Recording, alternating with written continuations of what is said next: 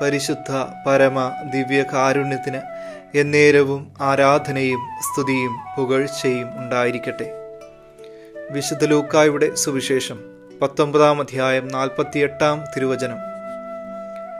എന്നാൽ അവർക്ക് ഒന്നും ചെയ്യാൻ കഴിഞ്ഞില്ല, കാരണം ജനങ്ങളെല്ലാം അവൻ്റെ വാക്കുകളിൽ മുഴുകി അവനെ വിട്ടുപോകാതെ നിന്നു.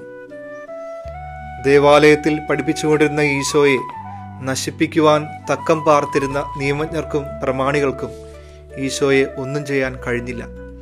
കാരണം വചനം പറഞ്ഞു വയ്ക്കുന്നു, ജനങ്ങളെല്ലാം അവൻ്റെ വാക്കുകളിൽ മുഴുകി അവനെ വിട്ടുപോകാതെ നിന്നു. ഈ നോമ്പുകാലം ഈശോയെ വിട്ടുപോകാതെ തിരുവചനത്തെ ഹൃദയത്തിൽ ധ്യാനിക്കുവാനുള്ള ഒരു കാലഘട്ടമാണ്.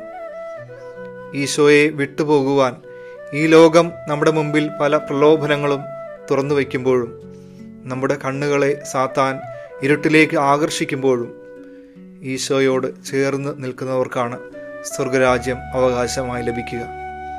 ഈ നോമ്പുകാലം നമ്മെ വിട്ടുപിരിയാതെ നമ്മളോട് ചേർന്ന് നിൽക്കുന്ന ഈശോയുടെ സ്നേഹത്തോട് ചേർന്ന് നിന്നുകൊണ്ട് ജീവദായകമായ കർത്താവിൻ്റെ തിരുശരീരമാകുന്ന പരിശുദ്ധ കുർബാനയോട് ചേർന്ന് നിന്നുകൊണ്ട് നമുക്ക് തിരുവചനത്തെ ധ്യാനിക്കാം.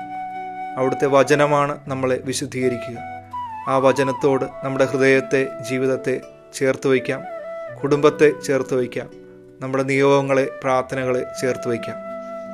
സർവശക്തനായ ദൈവം, പിതാവും പുത്രനും പരിശുദ്ധാത്മാവും നിങ്ങളെ സമൃദ്ധമായി അനുഗ്രഹിക്കട്ടെ. പരിശുദ്ധ പരമ ദിവ്യ കാരുണ്യത്തിന് എന്നേരവും ആരാധനയും സ്തുതിയും പുകഴ്ചയും ഉണ്ടായിരിക്കട്ടെ.